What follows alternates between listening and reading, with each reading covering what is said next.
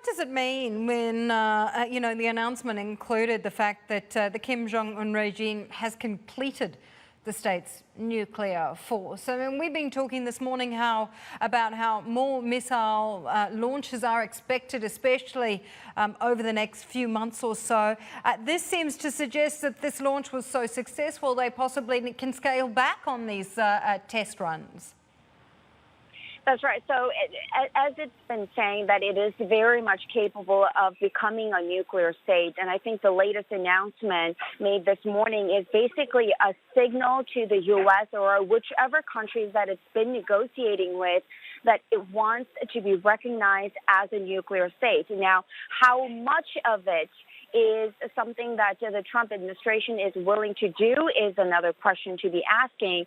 But at the end of the day, I mean, I'm just getting flashes from Yonhap News Agency in South Korea as we speak, Oriel, that the intelligence service in South Korea is saying that we cannot rule out additional nuclear tests by North Korea. So all this means is basically taking us back to the old pattern that we've seen over the last so many years. And also earlier this year, North Korea saber rattling, hiking up the pressure so that at the end of the day that it can get what it wants, whether it's the prestige of being able to negotiate with the U.S.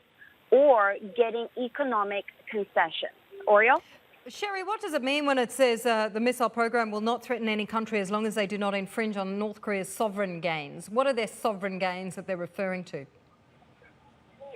I think it was trying to highlight the fact that it's not a bad country. It wants to be able to negotiate properly with other countries, including the U.S. and potentially China.